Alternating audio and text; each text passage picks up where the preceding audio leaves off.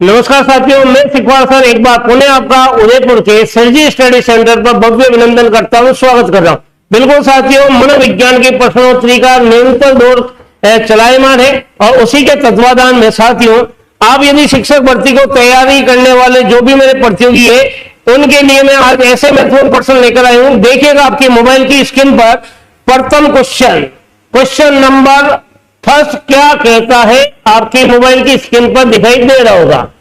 देखिएगा, निम्नलिखित में से कौन सा कथन शिक्षण उद्देश्य के संदर्भ में सही नहीं है। क्या क्वेश्चन पूछा जा रहा है कि यह 4 विकल्प दिए हैं और किसको लेकर विकल्प दिए गए, शिक्षण के उद्देश्यों को लेकर विकल्प दिए गए। तो शिक्षण के उद्देश्यों के संदर्भ में ऐसा कौन सा जो विकल्प है वो सही नहीं है। क्या पूछा जा रहा है, सही नहीं पूछा जा रहा है। यदि साथियों आप लोगों ने शिक्षण के उद्देश्य अगर पढ़े हैं तो निश्चित इस उत्तर तक पहुंच जाओगे। पहला विकल्प है, क्या इनका स्वरूप विशिष्ट होता है। बिल्कुल साथियों, इनका स्वरूप क्या होता है, विशिष्ट होता है। इसका मतलब यह विकल्प तो क्या है, सत्य है या नहीं पूछ रहा है। नंबर 2, क्या इनकी सहायता से शैक्षिक उद्देश्य की प्राप्ति होती है। बिल्कुल, शिक्षण के उद्देश्यों से हमें कोई ना कोई शिक्षा के या शैक्षिक उद्देश्य की प्राप्ति होती है, ज्ञानात्मक भावात्मक जो भी आपने उद्देश्य निर्धारित किए। तो यह विकल्प भी क्या हो गया, सही हो गया। फिर है तीसरा विकल्प, क्या इनका मनोवैज्ञानिक आधार है। बिल्कुल साथियों, आपको अच्छे से पता है उद्देश्यों का निर्धारण जो होता है वो मनोविज्ञान के सिद्धांत पर होता है। तो यह भी विकल्प क्या है, सही है। तीसरा है, क्या इनकी प्राप्ति में लंबी अवधि लगती है। चौथा ऑप्शन, बिल्कुल साथियों, इनकी प्राप्ति में लंबी अवधि नहीं लगती है। तो यह विकल्प क्या हो गया, गलत हो गया। कौन सा नहीं है, तो डी ऑप्शन क्या हो गया साथियों, ये गलत हो गया। मतलब ये आंसर तो क्या हो गया, सही। और ये तीनों ही क्या है, ये तीनों ऑप्शन में हाँ में सकारात्मक में है और ये नकारात्मक में है। तो बिल्कुल आपको ये पता पड़ गया हो गया कि आखिर ये उत्तर डी कैसे सही हुआ। क्या क्वेश्चन पूछा गया, निम्नलिखित में से कौन सा कथन शिक्षण के उद्देश्यों के संदर्भ में सही नहीं है। तो इनका स्वरूप विशिष्ट है, बिल्कुल है। इनकी सहायता से शैक्षिक उद्देश्य की प्राप्ति होती, बिल्कुल होती है। इनका मनोवैज्ञानिक आधार है, बिल्कुल शिक्षण के उद्देश्यों का आधार मनोविज्ञान होता है। और इनकी प्राप्ति में लंबा समय नहीं लगता है। एक बात बताइए, एक कोई टीचर पढ़ा रहा है, आप लोगों ने दैनिक पाठ योजना या वार्षिक पाठ योजना बनाई होगी और दैनिक पाठ योजना बनाते समय आपने उद्देश्य निर्धारित किए और जब आपने पाठ पढ़ाया, पाठ के बाद आपने मूल्यांकन प्रश्न पूछे, बीच बीच में विकासात्मक क्वेश्चन पूछे, तो इससे यह निर्धारित हो गया कि उसमें लंबा समय लगा क्या, नहीं लगा। तो इसका मतलब लंबा समय इसकी अवधि नहीं मानी गई, लंबा समय इसकी अवधि नहीं मानी गई है। तो इस वजह से यह सही नहीं है, डी। इसलिए आंसर क्या होगा, इस विकल्प को सही माना गया। बाकी 3 को क्यों गलत माना गया, क्योंकि क्वेश्चन नहीं पूछा गया। चलते अगले क्वेश्चन की ओर। देखिएगा, शिक्षा में व्यवहारवाद की स्थापना का श्रेय दिया गया। शिक्षा में व्यवहारवाद की स्थापना किसने की, या शिक्षा में व्यवहारवाद लेकर आने वाला कौन सा मनोवैज्ञानिक या दार्शनिक था। क्या वो व्यक्ति कम्युनिस्ट था, क्या वो व्यक्ति रूसो है, क्या वो व्यक्ति वाटसन है, या वो व्यक्ति जॉन डीवी है। ध्यान से प्रश्न को पढ़िएगा कि आपके शिक्षा में व्यवहारवाद की स्थापना करने वाला व्यक्ति कौन है। यदि हम नीचे से बात करते कम्युनिस्ट से, तो यह व्यक्ति नहीं होगा, क्योंकि जो कम्युनिस्ट नाम का व्यक्ति था, इसने हमारे पाठ्यक्रम को चित्रात्मक बनाने का क्या किया, प्रयास किया। तो पाठ्यक्रम को क्या किया, पाठ्यक्रम को चित्र निरूपित किया था। पाठ्यक्रम को क्या किया, चित्र निरूपित, ये कार्य इसने किया था। और इसके लिए इस कम्युनिस्ट ने एक किताब लिखी थी, उस किताब का नाम था अरबिस पिक्टस। क्या नाम था साथियों, अरबिस पिक्टस। इसी किताब के बाद हमारी पाठ्यक्रम की जो विषय वस्तु है वो क्या हुई, चित्त निरूपित हुई साथियों। तो बिल्कुल आपको पता हो गया कि शिक्षा में व्यवहारवाद की कल्पना कॉम्युनिस्ट ने नहीं की है। यदि आप रूसो की बात करते हो तो ये ऑप्शन भी साथियों आपका क्या हो गया, गलत। क्यों गलत हुआ, क्योंकि रूसो ने शिक्षा में मनोवैज्ञानिक दृष्टिकोण उत्पन्न किया। रूसो ने तो क्या किया, शिक्षा में मनोवैज्ञानिक दृष्टिकोण, मनोवैज्ञानिक क्या किया, मनोवैज्ञानिक दृष्टिकोण लेकर आया था। तो यह विकल्प भी क्यों गलत हुआ आपको पता हो गया, क्योंकि इसने व्यवहारवाद की शिक्षा में कोई कल्पना नहीं की। यदि साथियों आप वाटसन उत्तर देते हो तो यह बिल्कुल सही माना जाएगा। बी ऑप्शन बिल्कुल सही है। और जॉन डीवी क्यों गलत है, क्योंकि जॉन डीवी ने केवल विचारात्मकता पर कार्य किया था, विचारात्मकता को लेकर चर्चा की थी, और तर्क को इन्होंने विचारात्मक चिंतन की संज्ञा दी है। तो बिल्कुल आप समझ गए होंगे आखिर वाटसन क्यों सही हुआ। वाटसन ही वो व्यक्ति है जिसने शिक्षा के अंदर व्यवहारवाद नामक संकल्पनाओं को प्रस्तुत करने का प्रयास किया। इसी वजह से वाटसन को हम व्यवहारवाद का जनक भी कहते हैं। वाटसन को क्या कहते हैं, व्यवहारवाद का जनक या व्यवहारवाद का इसको पिता भी कहा गया है। तो बिल्कुल आपको समझ में आ गया होगा आखिर बी विकल्प क्यों सही माना गया। तो चले साथियों नए क्वेश्चन की ओर, तो जुड़िएगा मेरे साथ। Question number 3। बिल्कुल साथियों जो भी शिक्षक भर्ती की तैयारी कर रहा है, चाहे वो शारीरिक शिक्षक भर्ती हो या सेकंड ग्रेड हो या तृतीय शिक्षक की भर्ती हो या रिट हो, रिट प्री हो या मेंस हो, तो कहने का मेरा तात्पर्य शिक्षक भर्ती को मद्देनजर रखते हुए ये प्रश्नोत्तरी बहुत ही उपयोगी है। तीसरा क्वेश्चन क्या कह रहा है, शिक्षण अधिगम सामग्री के चयन का आधार होना चाहिए।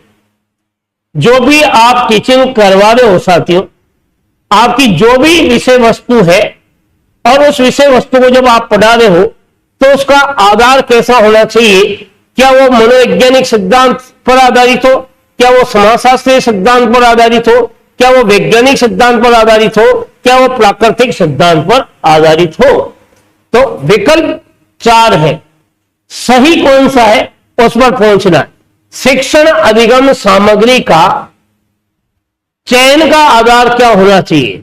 देखिएगा आप जो भी विषय वस्तु पढ़ा रहे हो उसका चयन का आधार जो होना चाहिए वो प्राकृतिक सिद्धांत तो होगा ही नहीं, प्रकृति पर आधारित बात होगी नहीं। यदि आप विज्ञान की बात करो तो यह विज्ञान नहीं है, वैज्ञानिक है, तो यह भी विकल्प क्या हो गया, गलत।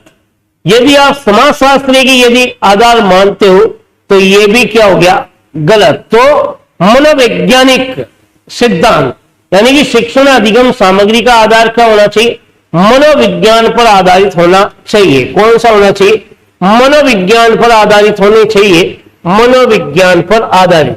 बिल्कुल साथियों ये जो क्वेश्चन पूछा गया है और ये जो सवाल है ये बिल्कुल आपके पाठ्यक्रम निर्माण के सिद्धांतों पर आधारित सवाल है। इसी वजह से ये 3 जो विकल्प ये कोई भी सिद्धांत से नहीं मिलते हैं, पाठ्यक्रम चयन के सिद्धांत में नहीं है। पाठ्यक्रम चयन का सिद्धांत कौन है, मनोवैज्ञानिकता है। इसके अलावा क्रियाशीलता है, लोचशीलता है और मूल प्रवृत्ति का सिद्धांत है, अभिप्रेरणा का सिद्धांत है, मनोविज्ञान का सिद्धांत है। तो ये 3 सिद्धांत पाठ्यक्रम या शिक्षण सामग्री के चयन के आधार नहीं है, केवल प्रथम विकल्प क्या हुआ, सही हुआ। चलिए आगे की ओर। क्वेश्चन नंबर 4 बहुत ही महत्वपूर्ण क्वेश्चन है साथियों, ध्यान से पढ़िएगा। निम्नलिखित में से कौन सा घटक शिक्षण कौशल से संबंधित नहीं है। यदि साथियों आप लोगों ने बीएड के दरमियान शिक्षण कौशल और उसके घटक पढ़े हैं तो इस उत्तर तक निश्चित पहुंच पाओगे। और आपने बीएड में केवल 1 वीक सीरीज को देखा है तो उत्तर तक नहीं पहुंच पाओगे। तो बात करते हैं निम्नलिखित में से ऐसा कौन सा घटक है या कौन सा शिक्षण कौशल से संबंधित नहीं है। देखिएगा उद्दीपन परिवर्तन, निर्देशन परामर्श, प्रबलन है या श्यामपट है? कौन सा घटक नहीं है? तो कौन सा घटक नहीं है यह पूछा जा रहा है। कौन सा घटक शिक्षण कौशल से संबंधित नहीं है पूछा जा रहा है। तो श्यामपट का तो संबंध है साथियों, श्यामपट कौशल का या श्यामपट कौशल घटक का तो क्या है, संबंध है।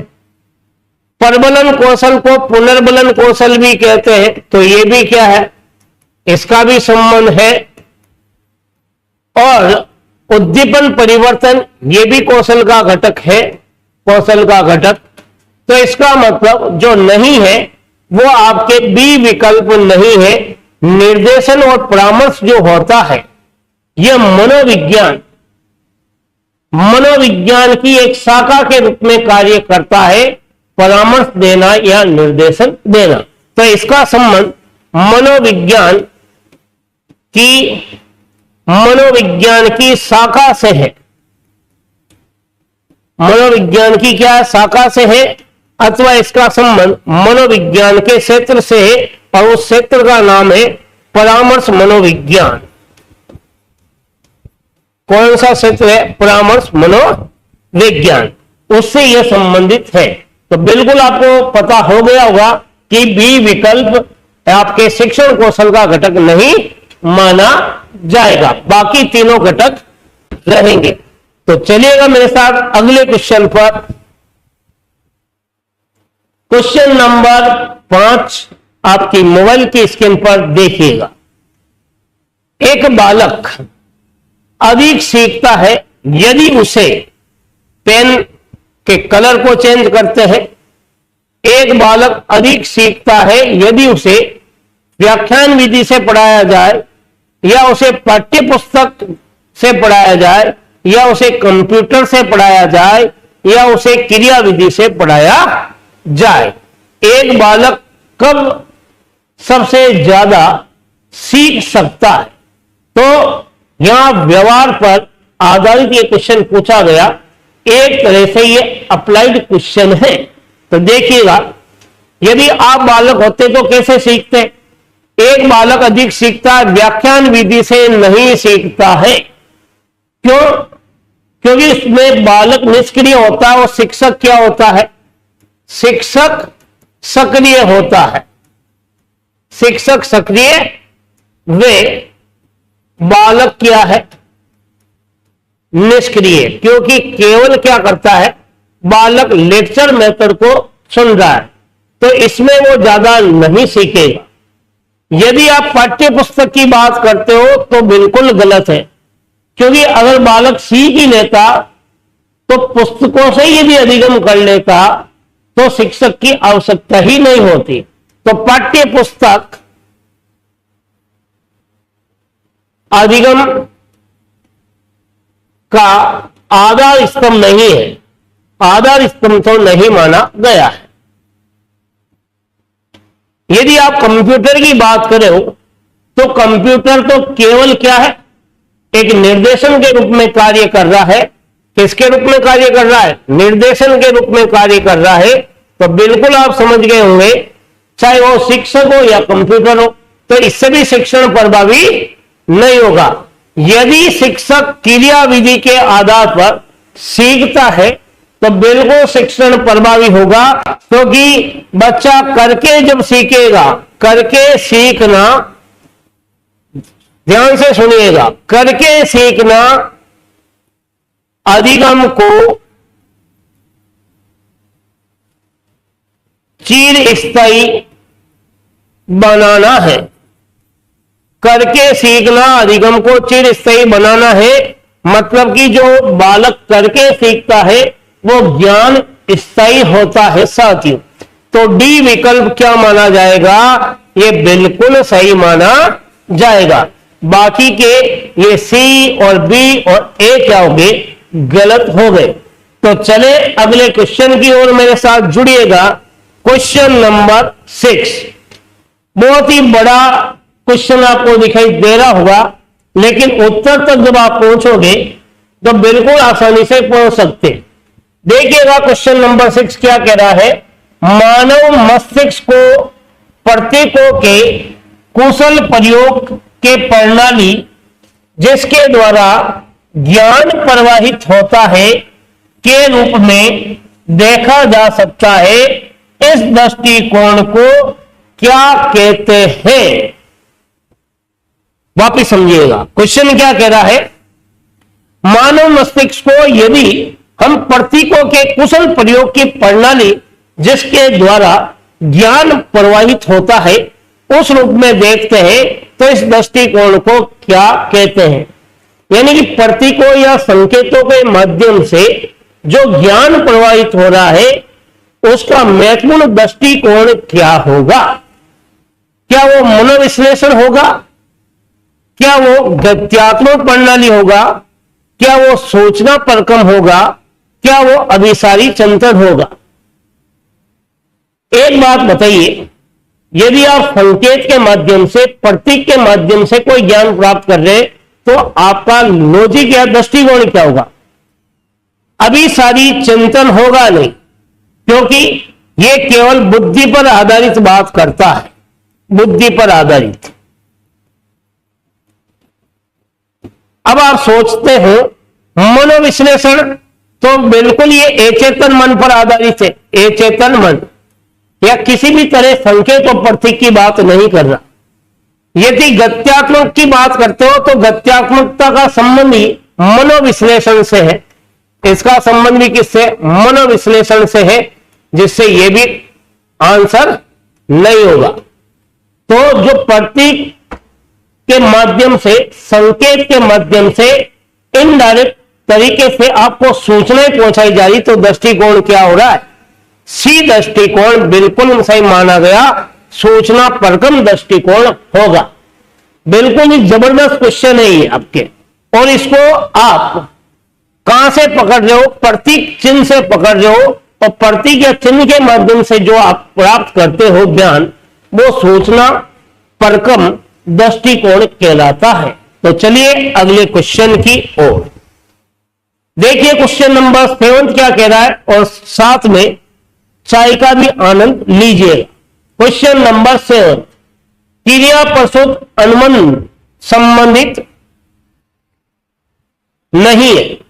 क्रिया प्रस्तुत अनुबंधन किससे संबंधित नहीं है साथियों? क्या पूछा जा रहा है?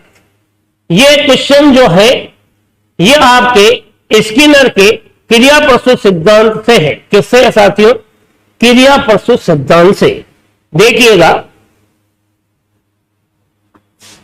क्रिया प्रस्तुत अनुबंधन से संबंधित नहीं है। क्या विलोपन, क्या रूपण, या सहज पुनः प्राप्ति, या सामाजिक अनुकरण? तो देखिएगा, पहले तो आप स्किनर के क्रिया प्रस्तुत सिद्धांत को आपने सही से समझा है तो इस उत्तर को दे सकते हैं। देखिएगा, क्रिया प्रस्तुत की यदि बात करें तो विलोपन का संबंध क्रिया प्रस्तुत से अवश्य रहता है। विलोपन का संबंध किससे है? संबंध क्रिया प्रस्तुत से है। प्रस्तुत क्यों? बार बार क्रिया की जाती है और जब संतुष्टि हो जाती है तो उसके विलोपन अनुक्रिया को विशेष महत्व देता है। दूसरा विकल्प, रूपण का अर्थ ही क्रिया है, तो यह भी क्रिया प्रस्तुत पर है। सहज पुनः प्राप्ति, प्रतिपुष्टि, इसमें भी अनुक्रिया है। लेकिन सामाजिक अनुकरण का जो संबंध होता है ये आपके बांडुरा के सिद्धांत से है, सामाजिक अधिगम का। सामाजिक अधिगम का, और इसमें अनुकरण को महत्व दिया गया। अनुकरण को महत्व दिया गया। तो समझ गए होंगे आपके क्रिया प्रस्तुत अनुबंधन का संबंध किससे है? इस डी ऑप्शन से नहीं है, तो ये विकल्प क्या हो गया? सही। बाकी सी, बी और ए क्या हो गया? गलत हो गया। तो समझ गए होंगे मेरे साथियों, आखिर इसका विकल्प डी क्यों सही है। तो अगले क्वेश्चन पर चलिएगा।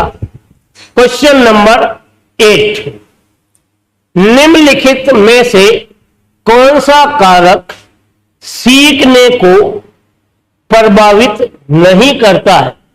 यदि आपने लर्निंग के फैक्टर पढ़े हैं, अधिगम के सिद्धांत पढ़े हैं, तो आप इस उत्तर तक पहुंच सकते हो। निम्नलिखित में से कौन सा कारक सीखने को प्रभावित नहीं करता है। तो बिल्कुल साथियों, विषय वस्तु सीखने को प्रभावित करती है। विषय वस्तु क्या करती है? प्रभावित करती है। तो ये सीखने को क्या करती है? कहते ना, बच्चा उसी विषय वस्तु में रुचि लेता है जो उसके लिए उपयोगी हो, जिसका संबंध उससे हो, जो बहुत ही सरल लगती हो। तो ये अधिगम को क्या प्रभावित करती है? अभिप्रेरणा अधिगम का आधार है। अधिगम का आधार है। ये बात सोरेनसन ने भी कही थी। इसका मतलब ये भी सीखने को प्रभावित करने वाली विषय वस्तु है। और इच्छा शक्ति को स्वयं की इच्छा शक्ति भी कहते हैं। स्वयं की इच्छा शक्ति, जब तक आपकी खुद की इच्छा शक्ति नहीं होगी तब तक आप किसी चीज को नहीं सीख सकते हो। तभी ये भी सीखने को क्या करती है? सीखने को प्रभावित करती है। अब यहां क्या प्रश्न पूछा गया कि अधिगम को कौन सा कारक प्रभावित नहीं करता। तो ये जो वर्ष है, माह है, ये दिन, दिनांक, महीने, वार, ये तो इसका संबंध बाल्यावस्था से है। किससे है? बाल्यावस्था से है। ये सीखने को प्रभावित करने वाला कारक नहीं है। और यह क्या पूछा है? सीखने को प्रभावित करने वाला कारक कौन सा नहीं है। तो केवल ये डी ऑप्शन ही क्या माना गया? नहीं है। इसका मतलब ये और ये विकल्प क्या हो गए? गलत। आंसर क्या हो गया? डी आंसर बिल्कुल सही माना गया है। तो चलिए अगले क्वेश्चन की ओर। क्वेश्चन नंबर 9, यह भी जबरदस्त क्वेश्चन है। अधिगम विकास का परकम है, उक्त कथन के प्रतिपादक है। यानी कि विकास, अधिगम एक तरह से विकास ही कहलाता है। जब आप सीखते हो तो निश्चित रूप से आपका कोई ना कोई विकास होता है। तो अधिगम विकास का एक क्या है? एक प्रक्रम है। तो यह कथन क्या वुडवर्थ का है, गेट्स का है, कुप्पुस्वामी का है या गिलफोर्ड का है? बिल्कुल साथी, इस उत्तर को आप तभी दे सकते हो जब आपने इन मनोवैज्ञानिकों के कथन पढ़े हैं। तो देखते हैं उत्तर क्या होगा।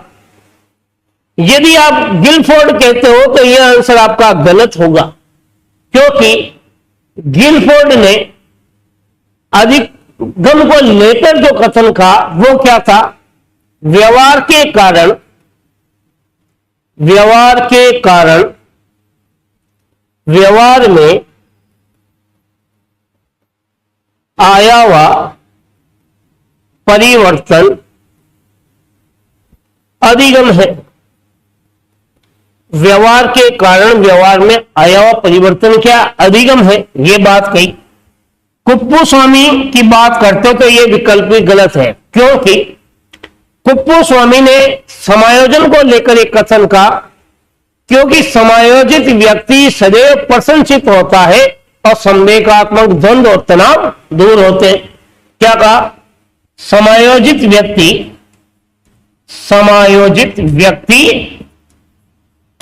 प्रसन्नचित्त रहता है, प्रसन्नचित्त रहता है।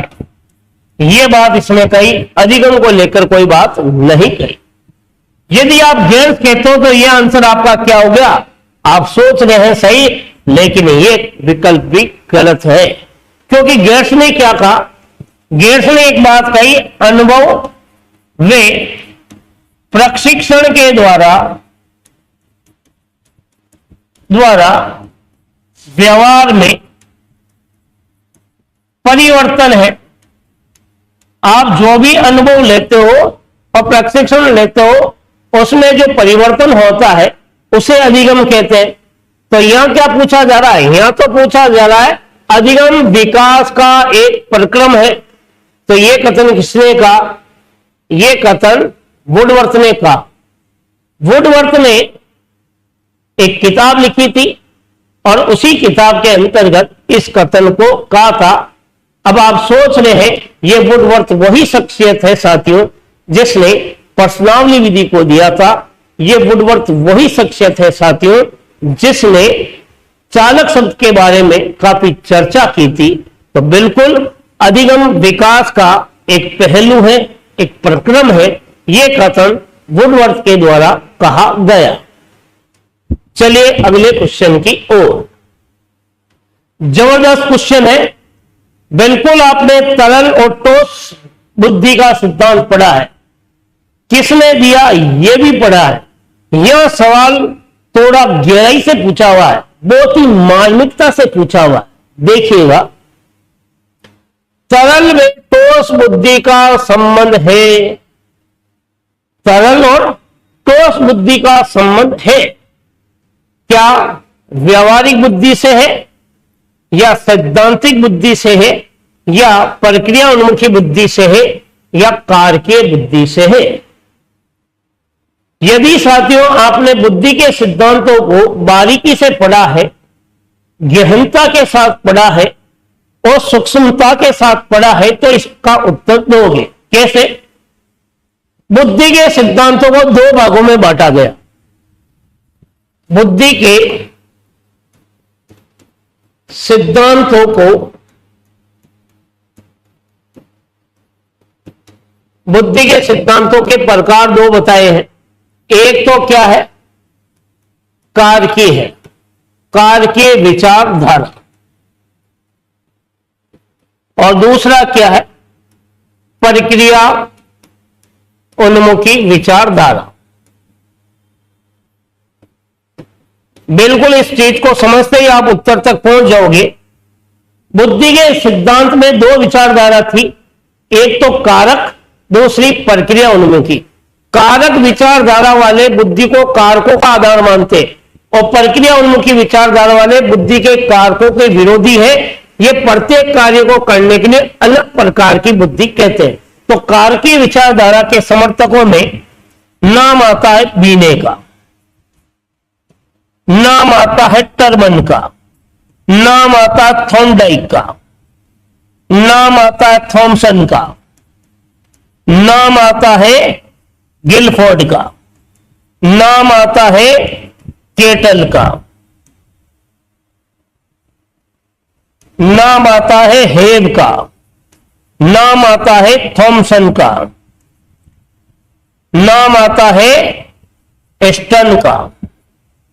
ये सारे कारकीय। तो तरल और ठोस बुद्धि किसने दी? ये दी थी केटल ने। तो बिल्कुल आपको पता हो गया ये विचारधारा कौन सी है? कारकीय विचारधारा है। डी विकल्प सही है। प्रक्रिया उन्मुखी विचारधारा में कौन आता है? प्रक्रिया उन्मुखी विचारधारा में जो व्यक्ति आता है वो है गार्डनर। कौन है? गार्डनर है, स्टनबर्ग है। ये प्रक्रिया उन्मुखी विचारधारा। तो व्यावहारिक बुद्धि और सैद्धांतिक बुद्धि, ये बुद्धि के सिद्धांतों के प्रकार नहीं है। यहां पर ये दोनों तो केवल बुद्धि के प्रकारों का बात करते हैं कि गेरट और थॉर्नडाइक ने बुद्धि के तीन प्रकार बताए। मूर्त बुद्धि, जिसे स्थूल बुद्धि कहा गया, अमूर्त बुद्धि जिसे सूक्ष्म बुद्धि कहा गया, सामाजिक बुद्धि। तो तीन प्रकार गेरट है। ये दो बुद्धि के प्रकारों से पूछे गए और ये सवाल पूछा गया बुद्धि के सिद्धांतों से। तो इसका संबंध तरल और ठोस बुद्धि किसने दी? केटल ने दी। केटल किसका समर्थक था? कारकों का समर्थक था। इसलिए आंसर क्या हुआ? डी ऑप्शन बिल्कुल सही है। चलिए अगला क्वेश्चन, बहुत ही जबरदस्त क्वेश्चन है। हो सकता है संभवतया साथियों ये आप पहली बार क्वेश्चन देख रहे होंगे। एक शब्द आया बियॉन्ड, उसके बाद आईक्यू। बियॉन्ड आईक्यू पुस्तक के रचनाकार कौन है? क्या वो व्यक्ति थर्स्टन है, या स्टनबर्ग है, थॉर्नडाइक है, या हावर्ड गार्डनर है?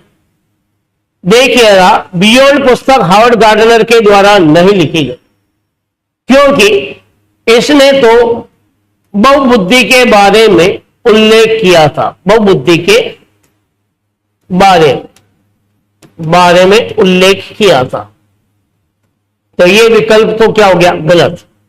थॉर्नडाइक होगा नहीं, क्योंकि इसकी पुस्तक शिक्षा मनोविज्ञान है। शिक्षा मनोविज्ञान पुस्तक लिखी थी। क्लियर? अब आप थर्स्टन सोच रहे हैं, तो इसने क्या लिखा? प्राइमरी मेंटल एबिलिटी पुस्तक लिखी थी। क्या लिखी थी?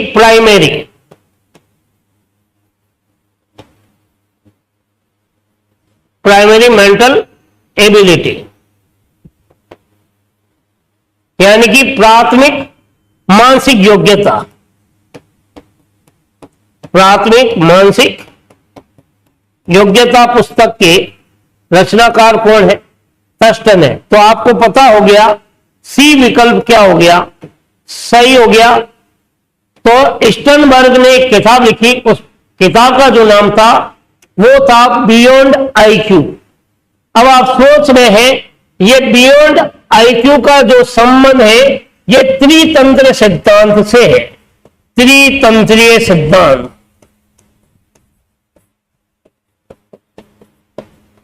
इस त्रितंत्रीय सिद्धांत को ही बियॉन्ड का सिद्धांत भी कहते हैं। तो बियॉन्ड आईक्यू पुस्तक के रचनाकार कौन है? स्टनबर्ग है साथियों। चलिएगा अगले क्वेश्चन की ओर। निम्न में से पेन का कलर चेंज करते हैं एक बार पुनः। निम्न में से कौन सी बुद्धि गार्डनर के बहुबुद्धि सिद्धांत को प्रदर्शित नहीं करती? हावर्ड गार्डनर ने बहुबुद्धि का सिद्धांत दिया था और शुरुआत में बुद्धि के 7 प्रकार बताए। 8वां प्रकार 1998 में जोड़ा था, 9वां प्रकार 2000 में जोड़ा था। तो यदि आपको 7 प्रकार याद है तो इस उत्तर को पहुंच सकते हैं। देखिएगा, यह एक पूछा जा रहा है कि हावर्ड गार्डनर महोदय जो था उसका बहुबुद्धि के सिद्धांत में जो बुद्धि के 7 प्रकार बताए, वो 7 प्रकारों में से कौन सा प्रकार यहां प्रदर्शित नहीं हो रहा। तो बात करते हैं अपन हावर्ड गार्डनर की। किसकी बात करते हैं? हावर्ड गार्डनर की, जिसने बहुबुद्धि सिद्धांत दिया। क्या दिया? बहुबुद्धि सिद्धांत दिया। और इस बहुबुद्धि सिद्धांत में बुद्धि के 7 प्रकार बताए, जिसमें 7 प्रकारों में एक था भाषाई योग्यता। क्या था? भाषाई योग्यता था। दूसरा इन्होंने रखा शारीरिक गतिक योग्यता था। शारीरिक गतिक योग्यता। तीसरा इन्होंने रखा संगीतक योग्यता। संगीतिक योग्यता। फिर इसने रखा स्थानिक योग्यता। क्या रखा? स्थानिक योग्यता। फिर इन्होंने रखा तार्किक गणितीय योग्यता। तार्किक गणितीय योग्यता। फिर इन्होंने 7वां प्रकार रखा व्यक्तिक योग्यता। 8वां अंतर्व्यक्तिक योग्यता। तो देख लीजिएगा इसमें कौन सा संबंध है। देखो, भाषाई की बात करें तो भाषाई प्रकार रखा, तो यह कौन सा कारक प्रदर्शित नहीं है, तो भाषाई तो है, तो यह विकल्प गलत हो गया। शारीरिक गत्यात्मक, बिल्कुल शारीरिक गतिक रखा इसने, तो यह विकल्प भी क्या हो गया? गलत हो गया। संगीतक की यदि बात करें तो यह संगीतक रखा, यह भी क्या हो गया? गलत। तो गार्डनर ने बहुबुद्धि में जो 7 प्रकार बताए बुद्धि 7 प्रकारों पर आधारित है, जिसमें सांस्कृतिक प्रकार होता नहीं, ये प्रदर्शित नहीं है। तो डी विकल्प क्यों गलत हो रहा है? ये इसी वजह से इसका आंसर क्या हो रहा? डी हो रहा है। ये तो सारे के सारे गार्डनर के जो 3 प्रकार तो शामिल है, यहां पूछा गया कौन सा प्रकार प्रदर्शित नहीं हो रहा है, तो डी आंसर क्या माना जा रहा? सही माना जा रहा। बिल्कुल समझ में आ गया होगा। यह सिद्धांत कब दिया गया? यह सिद्धांत 1983 के आसपास दिया गया। चले अगले क्वेश्चन की ओर। क्वेश्चन नंबर 13, अधिगम का दृश्य साधन श्यामपट्ट है और इसके आविष्कारक कौन है? शिक्षण सहायक सामग्री में सबसे लोकप्रिय साधन जो है एक शिक्षक का, वो श्यामपट्ट होता है। तो बताइएगा उस श्यामपट्ट के आविष्कारक कौन है? क्या वो थॉर्नडाइक साहब है, या विलियम जेम्स है, मैकेंजी है, या विलियम वुंट है? देखिएगा, विलियम वुंट तो मनोविज्ञान की प्रयोगशाला के रचनाकार, मनोविज्ञान की प्रथम प्रयोगशाला स्थापित करने वाला, मनोविज्ञान की प्रथम प्रयोगशाला कब? 1879। मैकेंजी शिक्षा को सतत प्रक्रिया के रूप में बताते हैं, सतत प्रक्रिया, शिक्षा को सतत प्रक्रिया बताते हैं। विलियम जेम्स, ये विकल्प बिल्कुल सही है, सी, ये श्यामपट्ट के आविष्कारक के रूप में लोकप्रिय है। और थॉर्नडाइक शिक्षा मनोविज्ञान के बारे में, शिक्षा मनोविज्ञान का जनक। तो बिल्कुल आप समझ गए होंगे, आखिर वुंट है नहीं, मैकेंजी है नहीं, थॉर्नडाइक है नहीं, तो आंसर क्या हो गया? विलियम जेम्स को शिक्षण अधिगम सामग्री में दृश्य साधन श्यामपट्ट का आविष्कारक माना गया है। तो अगले क्वेश्चन की ओर चलिएगा। क्वेश्चन नंबर 14 क्या कहता है? आपके मोबाइल की स्क्रीन पर देखिए। क्वेश्चन नंबर 14, शिक्षण प्रतिमान, यह मॉडल से सवाल पूछा गया और शिक्षण प्रतिमान में यह मॉडल है एडवांस ऑर्गेनाइजर मॉडल। इसके प्रतिपादक कौन है? अग्रिम संगठन प्रतिमान के नाम से भी इसको जानते हैं। तो बिल्कुल इस एडवांस ऑर्गेनाइजर मॉडल की जो प्रतिपादक है वो साथियों आपका पहला ही विकल्प क्या माना जाएगा? सही माना जाएगा। ये डेविड आशुबेल है। क्या नाम इनका? पूरा नाम डेविड आशुबेल, जिन्होंने इस प्रतिमान को, इस शिक्षण प्रतिमान को दिया था, शिक्षण प्रतिमान को प्रस्तुत किया था, इस मॉडल को दिया था।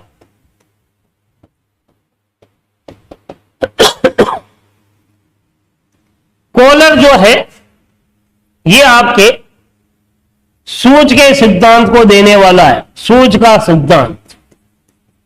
तो ये विकल्प क्या हो गया? गलत हो गया। स्किनर जो है ये क्रिया प्रसूत को देने वाला है, क्रिया प्रसूत। ये विकल्प ही क्या हो गया? गलत। रिचर्ड सचमैन ने आपके अग्रिम संगठन प्रतिमान को नहीं दिया था, अपितु इसने मॉडल दूसरा दिया था। तो ये विकल्प भी क्या हो गया? गलत। तो आपके सामने क्या है? आशुबेल के द्वारा एडवांस ऑर्गेनाइजर मॉडल को दिया गया, शिक्षण प्रतिमान को दिया गया, अग्रिम संगठन प्रतिमान के रूप में इसको पहचान मिली। तो ए विकल्प क्या माना गया? सही माना गया। बिल्कुल साथियों, ये फर्स्ट ग्रेड में आया हुआ सवाल है। प्रथम शिक्षण भर्ती परीक्षा की यदि बात करूं, व्याख्याता परीक्षा की स्कूल लेक्चर में यह सवाल पूछा हुआ। चलिए आगे की ओर। व्यक्ति में कोई आकस्मिक परिवर्तन नहीं होता, अपितु सतत होता है। बहुत ही जबरदस्त क्वेश्चन है और बहुत ही मार्मिक क्वेश्चन है, और संभवतया हो सकता है आगामी शिक्षक भर्ती में यह क्वेश्चन पूछ भी लिया जा सकता है। कैसे? कोई भी व्यक्ति है जिसमें अचानक कोई परिवर्तन नहीं होता है, अपितु वो परिवर्तन सतत होता है, यानी धीरे धीरे हो रहा है, इस कथन को कहने वाला गेरट नहीं होगा, क्योंकि गेरट तो अनुभव व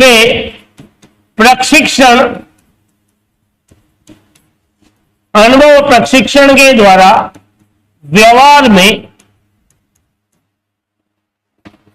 परिवर्तन की बात कहता है।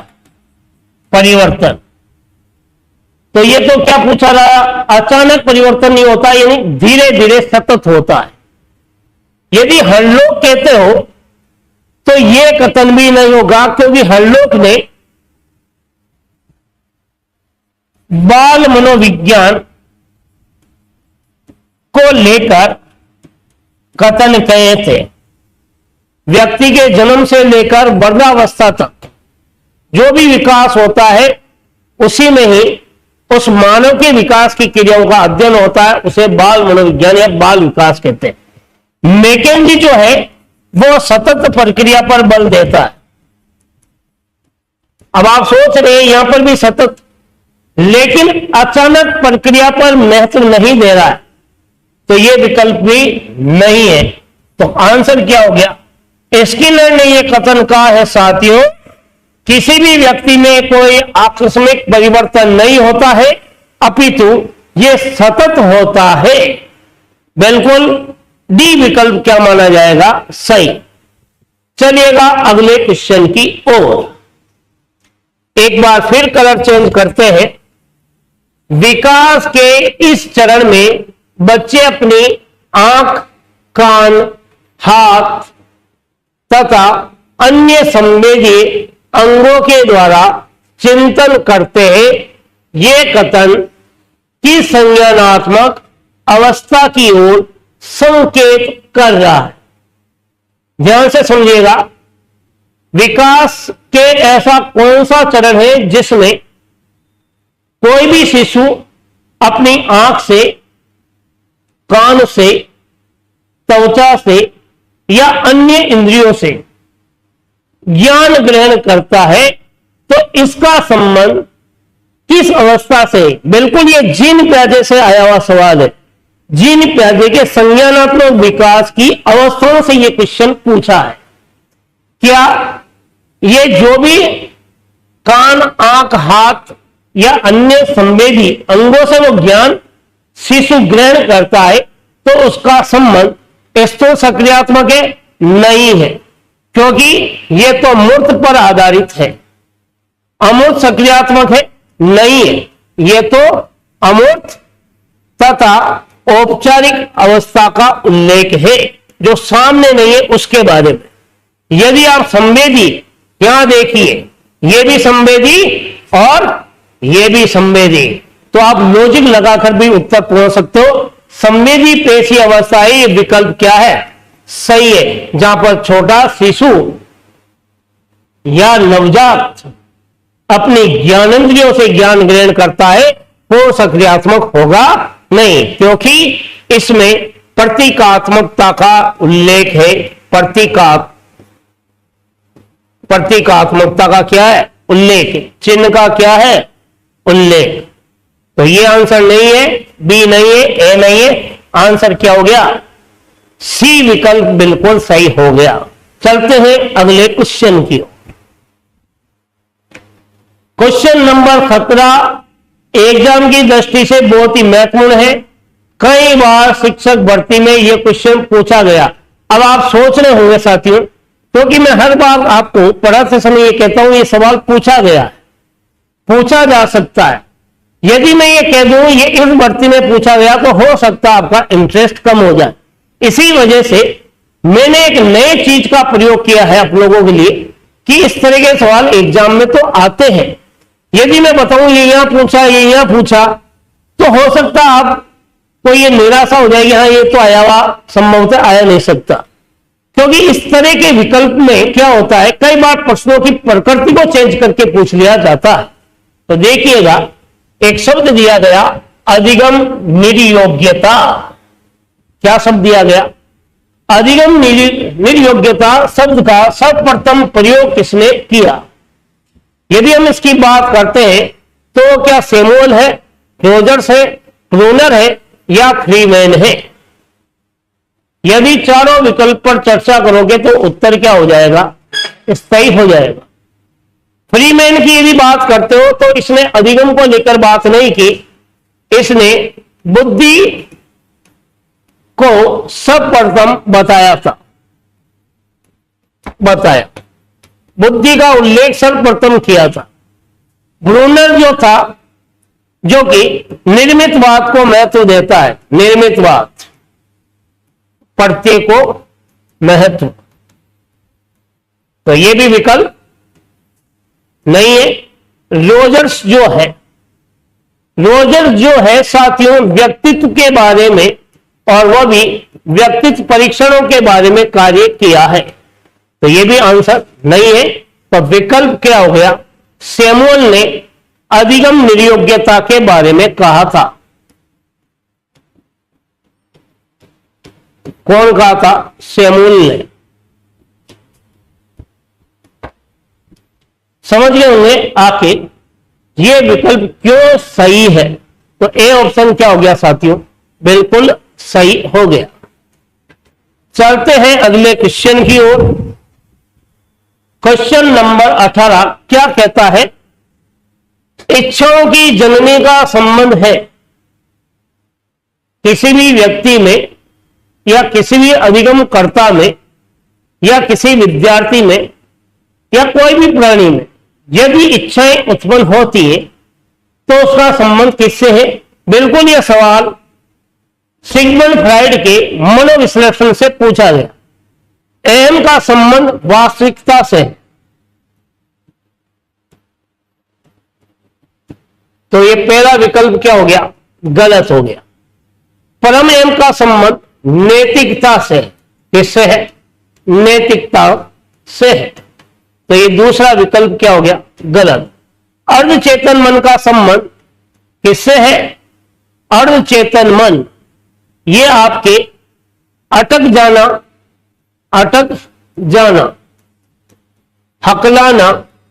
हक लाना इत्यादि से है। अटक जाना या हक लाने से है।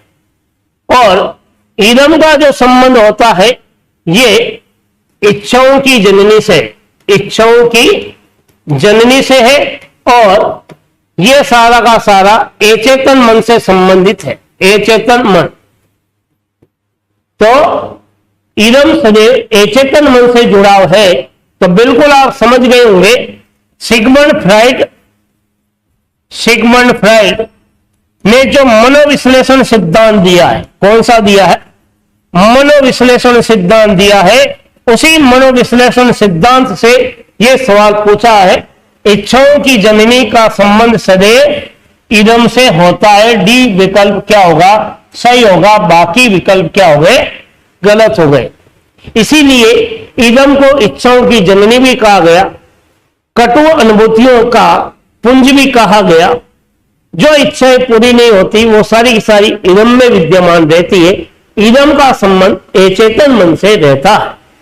तो बिल्कुल आपको समझ में आ गया होगा आखिर यह डी विकल्प क्यों सही हुआ। चलते हैं अगले क्वेश्चन की ओर। बहुत ही जबरदस्त है। गत्यात्मक मनोविज्ञान का संबंध किससे है? बहुत ही गहराई से पूछा हुआ सवाल है। गत्यात्मक मनोविज्ञान तो कई बार पढ़ा है आपने साथियों। हम बात कर रहे हैं गत्यात्मक मनोविज्ञान, तो गत्यात्मक मनोविज्ञान स्किनर नहीं होगा, क्योंकि स्किनर ने तो क्रियात्मकता पर कार्य किया था। क्रियात्मकता पर कार्य, यदि आप जुंग कहते हो तो यह विकल्प भी गलत है, क्योंकि इसने केवल विश्लेषण पर कार्य किया, विश्लेषण पर कार्य अथवा सामाजिकता पर कार्य किया है। यदि साथियों आप उत्तर देते हो वुडवर्थ, तो यह भी गलत है, क्योंकि इसने पर्सनालिटी पर कार्य किया। तो विकल्प क्या है? सी बिल्कुल सही है। यह वो शख्सियत है जिसने एचेतन मन को गत्यात्मक मन कहा, जिसके कारण सिगमंड फ्राइड को गत्यात्मक मनोविज्ञान का जनक भी कहते हैं। फ्राइड को क्या कहते हैं? फ्राइड को गत्यात्मक मनोविज्ञान का जनक। तो गत्यात्मक मनोविज्ञान का संबंध किससे है? डी विकल्प से बिल्कुल सही माना जाएगा। चले नए क्वेश्चन की ओर। बिल्कुल आज के सेशन का लास्ट और अंतिम क्वेश्चन आपकी मोबाइल की स्क्रीन पर देखिएगा। Question number 20। चिंतन में सदैव शामिल नहीं होता। आप जब चिंतन करते हो तो उसमें क्या तत्व शामिल नहीं है? क्या चिंतन में संपत्ति है, प्रतिमा है, प्रतीक है या भाषा है? देखिएगा, जब आप किसी के बारे में सोचते हो तो प्रतियों का तो क्या करते हो? प्रतियों का निर्माण करते हो। यदि आप प्रतिमा बना रहे हो तब भी क्या है? चिंतन में प्रतिमा का भी क्या है? निर्माण है।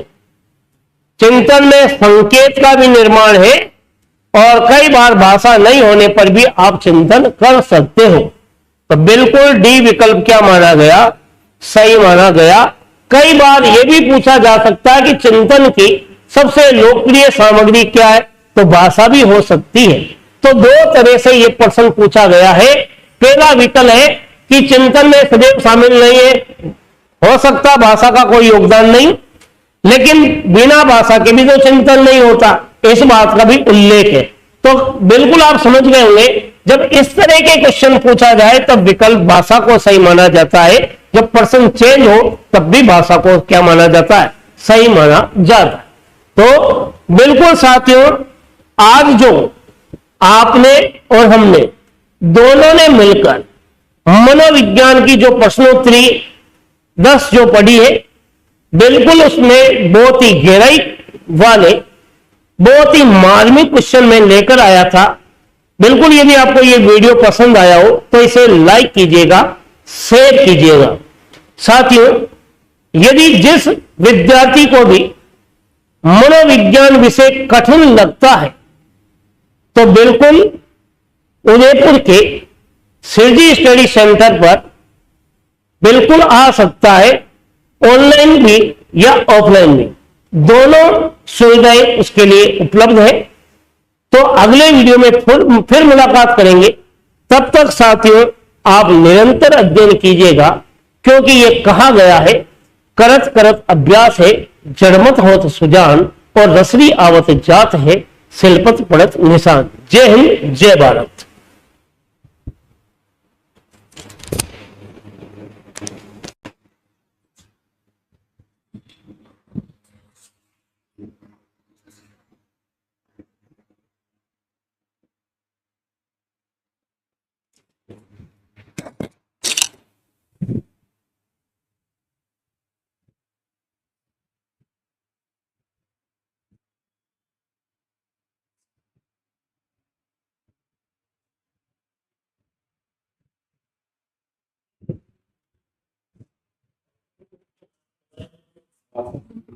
वो बंद लेके हुआ ये देखो।